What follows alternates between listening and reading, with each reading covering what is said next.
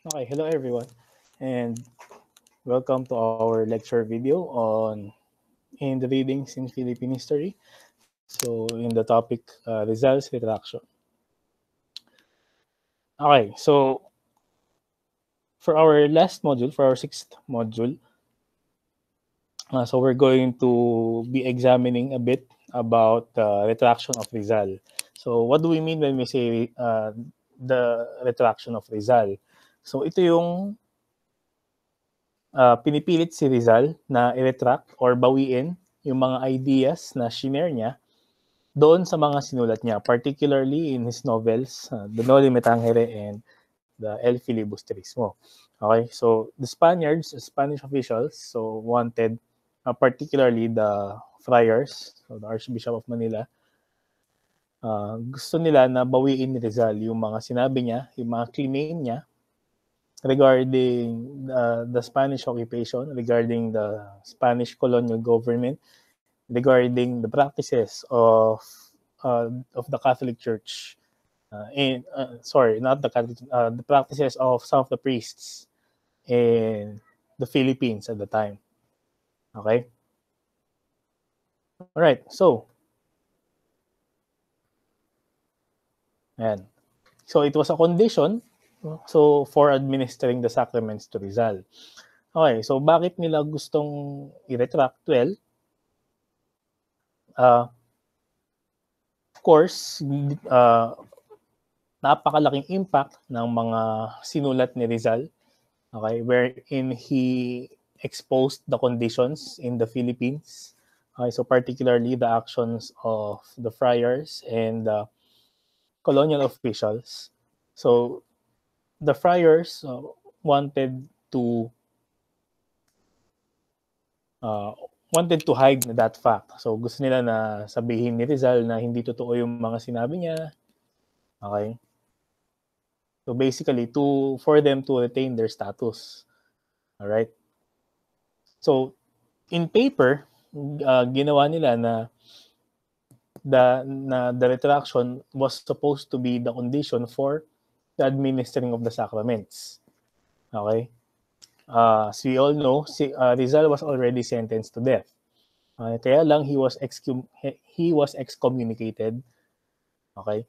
So, under Catholic beliefs, so kapag ka namatay si Rizal sa ganong estado, then his soul will, well, go to hell. Okay? So, the only way for that not to happen is ma-administer yung sacraments, the sacrament of uh, reconciliation, primarily. Okay? Aside from that, para ma mabigyan ng blessing ang union niya with Josephine Bracken. So, yun nga. So, that was another uh, reason na sinasabi nila for making Rizal retract his ideas. Okay? All right. So, what happened on that day? So, it was on the 29th of December. So, the priest who was assigned to force Rizal to retract was Father Balaguer. Okay, so nagkaroon daw ng discussion between him and Rizal. Kumbaga nagkaroon sila ng debate. Okay, so regarding sa belief ni Rizal about the Catholic faith. And yun nga, nagkaroon ng discussion and nagkaroon ng corrections. Okay, and then after some time, so this is according to the account of Balaguer and those who said that Rizal retracted. Okay, so yun. So after some time, so Rizal wrote his retraction. So he wrote it himself. Meron siyang meron binigay na format, kumbaga parang guide, what should be stated, what should be mentioned. Okay, pero again, according to the statements of those who said that Rizal retracted, so si Rizal mismo ang sumulat. Okay? So that the document will look na siya yung sumulat talaga. Okay? And he even added daw some additionals. Okay? Again, to make the document look like it was his own work. Okay? So according also to the accounts na Rizal retracted, so the document was signed along with witnesses by 11:30 p.m. of December 29, 1896. Okay, so it was late at night kung kailan natapos yung pagsusulat ng retraction. Okay, so again, these information are summarized from the accounts of those who said na that Rizal retracted. So ito yung sinabi ng mga tao na yun nga, sabi na witness and accounts na binawi ni Rizal yung mga sinabi niya. Okay? Yun lang, some scholars investigated on this matter and they believed na Rizal, there were some discrepancies in the accounts, or there were some information on the accounts na it would make it hard to believe na nag-retract si Rizal. Okay? Ano yung sinabi nila? Alright. So first of all, if Rizal retracted, kung binawi ni Rizal yung mga sinabi niya, then he would have been given the sacraments na sinabi natin kanina. Diba? So ibig sabihin, so babalik siya sa Catholic faith. Okay? So yung unang argument na sinasabi nila is that bakit after mamatay ni Rizal, bakit hindi hinandle yung katawan niya in a Catholic manner? In the sense na bibigyan ng blessing, magpapamisa, okay, ililibing sa Catholic cemetery. So all of those did not happen. Okay? That's why scholars are skeptical about the retraction of Rizal. Kasi 'di ba sinasabi ng mga fraile na the reason that they wanted Rizal to retract was yun nga, para mabigyan nila ng ma-administer nila ang Catholic sacraments. 'Di ba? So ibig sabihin, this should have been accomplished. Yan, 'di ba? If Rizal really retracted and bumalik siya sa Catholic faith, then dapat yung katawan niya, the manner of his death, his execution, after the execution, so dapat in-administer sa kanya yung mga necessary sacraments. Okay? Kaya lang hindi. Okay? So, ibig sabihin, doon pa lang sa unang account ng mga friars, okay, may contestation na. There's now already a discrepancy. Okay, so nag-retract daw siya, so bibigyan siya ng Catholic sacraments, but yung actual na nangyari, wala. Diba? So, again, doon pa lang, it negates the account of those who said the Rizal retracted. Okay? Second argument, the original letter was not shown to the public. Okay, yung mga pinapublish lang are, well, of course, copies of the letter, but the original letter itself, okay, so wala. Now, of course, there are certain reasons but bakit we can infer why the original letter was not shown. Okay?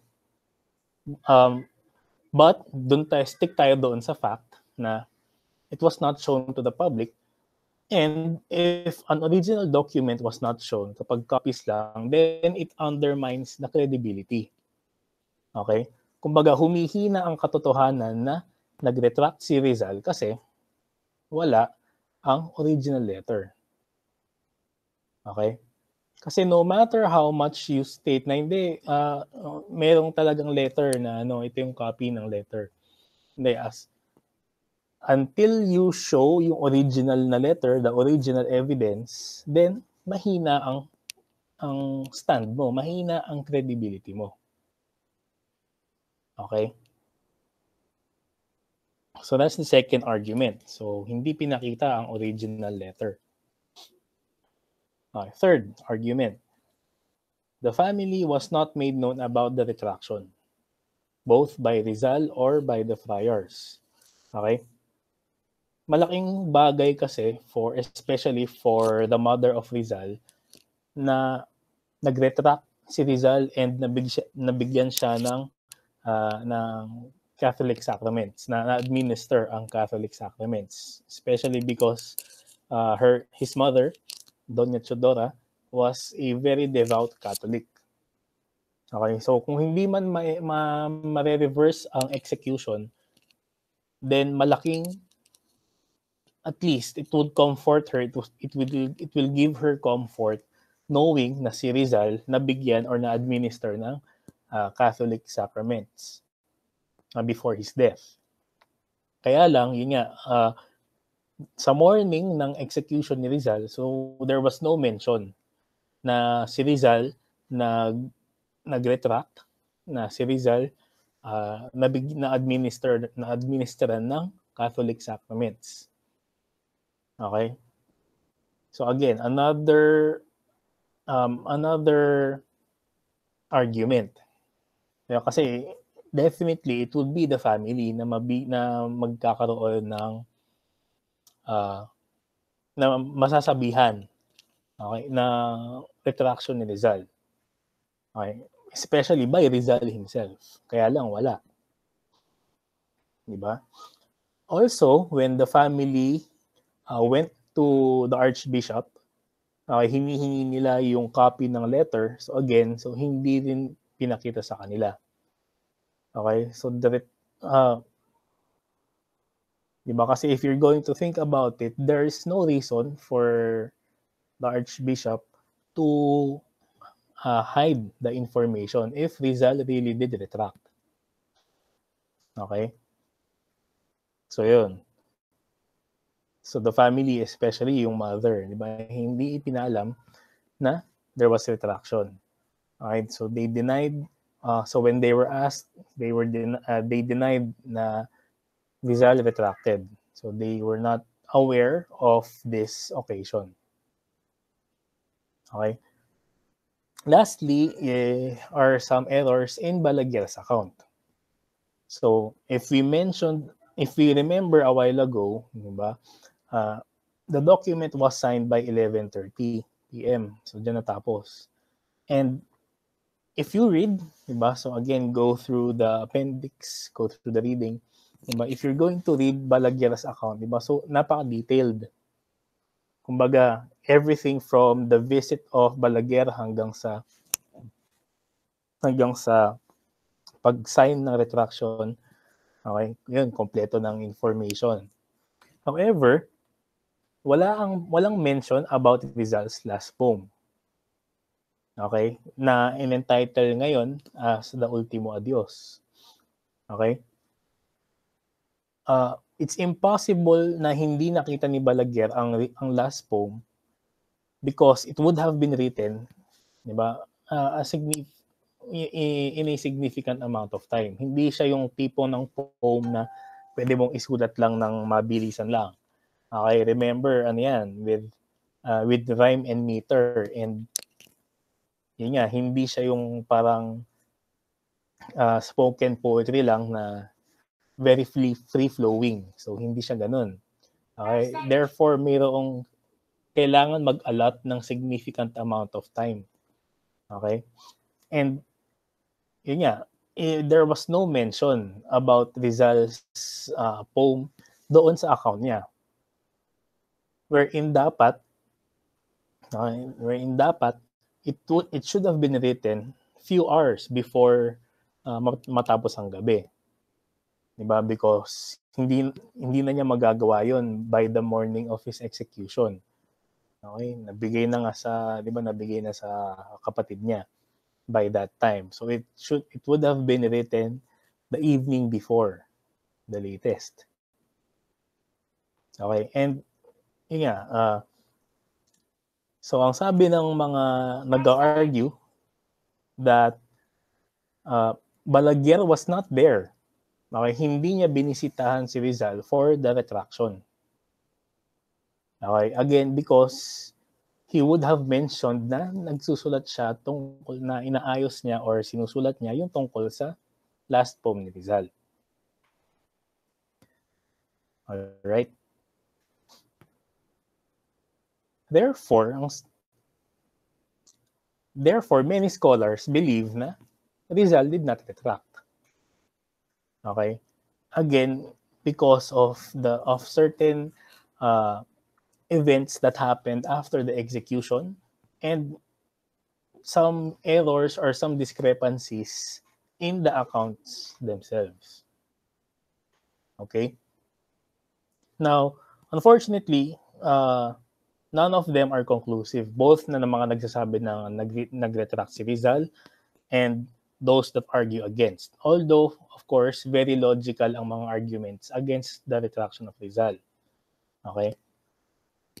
That's why hanggang ngayon it is being held na the Rizal retraction did not happen. Okay? But it's more of an inferential fact. Hindi siya yung as in straightforward na fact na magsasabi, no, Rizal did not retract. Kumbaga hindi siya yung parang CCTV footage sa Fort Santiago na magsasabi na walang retraction na nangyari.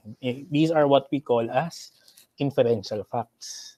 Okay, facts na nagdulot na nakuha natin through logical reasoning. Alright? But in the end, does it matter that Rizal retracted or not? Diba? Kasi whether he retracted or not, yung mga ideas na na-share niya is already printed. It's already there. Okay? Kahit ano pa yung sabihin niya towards his execution, diba? You cannot deny the ideas that were shared in his writings. That's why if you want something to be shared na maglalast even after you die, okay, very important na makapag-publish ka or you put something into writing. Okay, because yung isinulat mo, yung i-publish mo, yan ang magstay even after you die. Kaya tingnan mo halimbawa yung mga works ni Rizal. Okay. The work in the course Life and Works of Rizal in your high school Noli and Fili, di ba? What is being explained or what is being discussed there are the ideas that are within the writings. Yung mga ideas na nakapaloob sa writings. Okay? It's not really what he said towards the end, di ba? But more on what he left during the writing. Okay? In his writing. That's why, di ba, when all is said and done, sa totoo lang, diba, the retraction issue, we could always leave it sa mga experts. So sila na yung mag-usap-usap dyan. Diba? But for us Filipinos, diba, it doesn't really matter whether Rizal retracted or not. Okay? It does not deny or it does not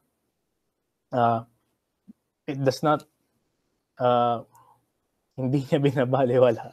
Sorry. Okay? Hindi niya binabaliwala yung mga ideas na i-share sa mga writings ni Rizal. Diba? It does not disqualify, it does not disvalue whatever ideas Rizal shared in his writings. Okay? So, does it matter if Rizal retracted or not? Well, personally, whether he retracted or not, hindi na mababawi yung mga nakasulat. Okay? The ideas, well, the situation in the novels, yung mga stories, the story itself, the plot itself, well, definitely that's fictional. Okay? But the characters, the symbolisms of the characters, the characterization of yung mga characters, hindi mo na maidideny yun. You can, no matter what you say afterward, you cannot deny that. Okay? Especially since if we're going to look at the bigger picture, the retraction is politically motivated. Okay? So, nag-retract man siya or hindi, it would not lessen the value, the importance, okay, of the ideas that Rizal shared in his writings. All right? Okay. So, having said that, let's proceed to the last topic, which are historical sites and landmarks. Okay, so ano ba ang historical sites and landmarks? Okay, so these are examples. So, for example, in Angeles City, so you have the Pamintuan Mansion. Okay, so you can see here in writing, so ano yung mga uh, events that transpired, okay, in the mansion. Okay, so given this, so what are historical sites and landmarks? So these are sites, these are locations, places, structures, okay, where historical events, significant historical events, whether local or national, okay, have taken place.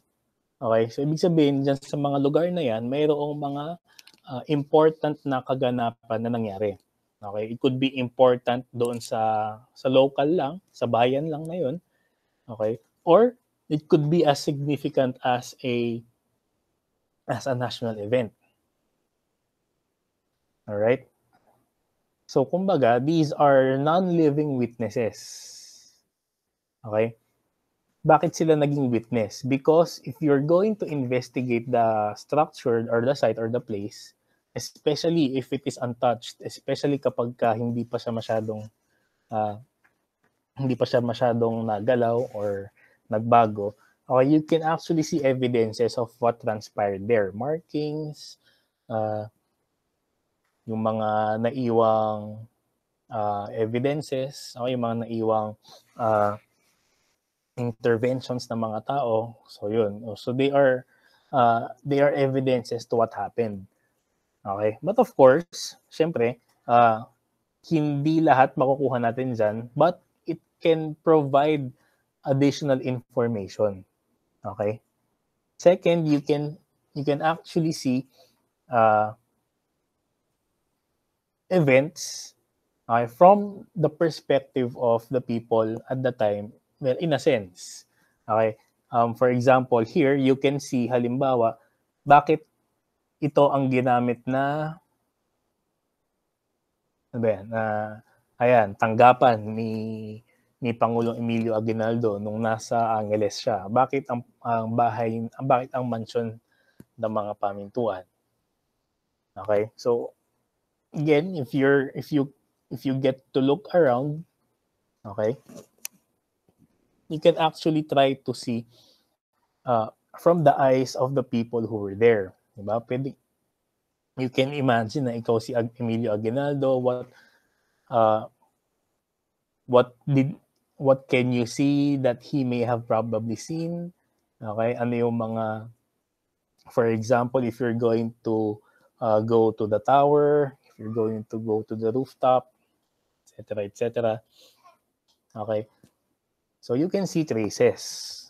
You can have a glimpse or you can have a perspective of historical events na hindi mo makikita if you're just going to read or if you're just going to research if you're just going to read researches or articles or in books.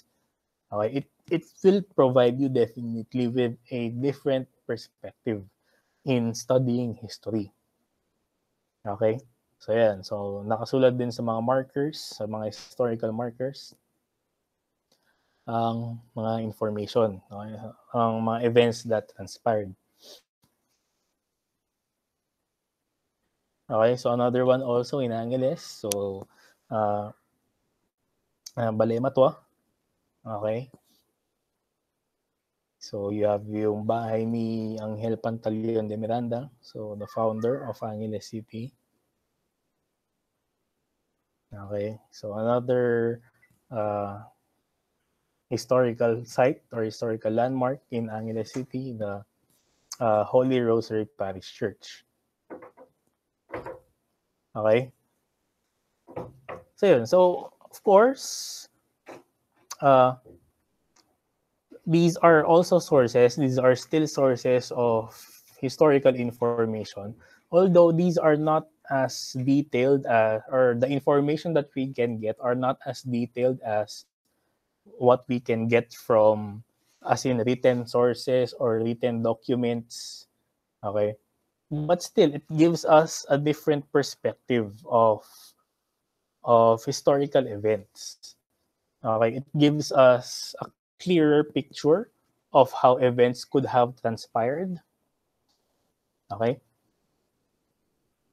it gives us it gives us a clearer recreation of the events.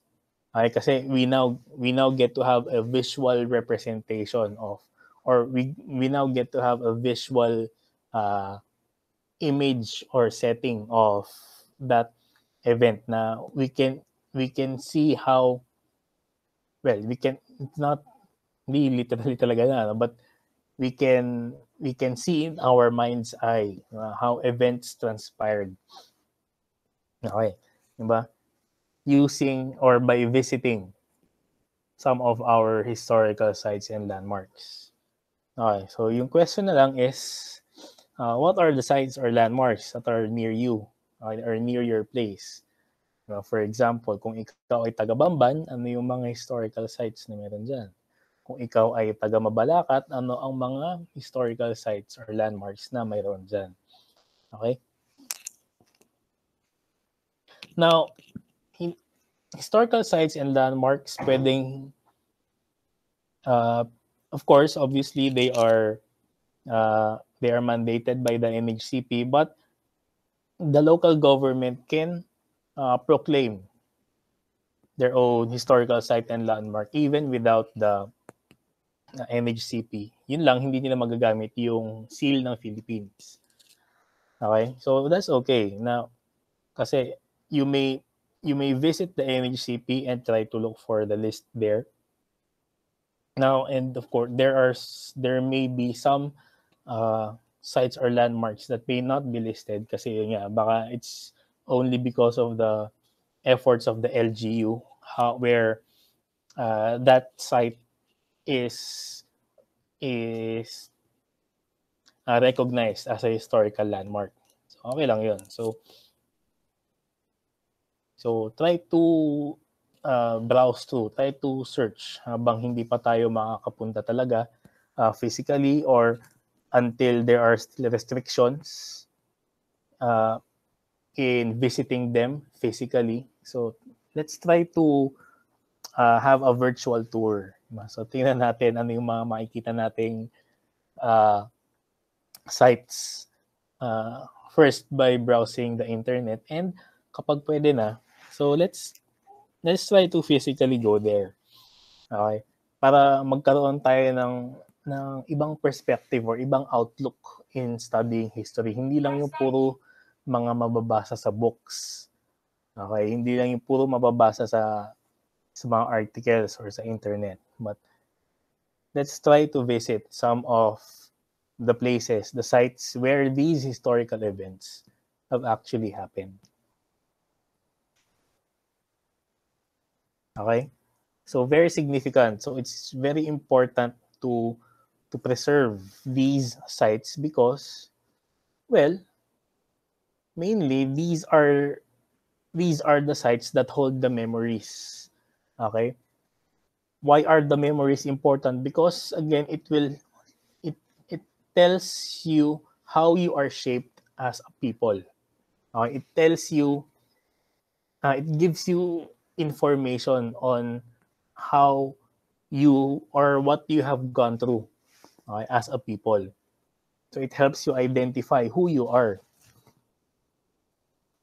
Okay? That's why it's important for these treasures, for these historical landmarks. Right? So yun, these are considered national treasures. So they cannot be they cannot be converted into monetary value. Okay? Kasi when all is said and done, di ba, these are what you are going to look at kung gusto mong ma-remind, kung gusto mong ma-remindan, kung gusto mong mabigyan ng alaala kung sino ka as a people. Okay. Now, of course, there are other significances for these. Okay. But in the context of heritage, in the context of identity, so yun. So these sites are are non-living witnesses to the growth and to the development of us, to our growth and development as a people. Okay?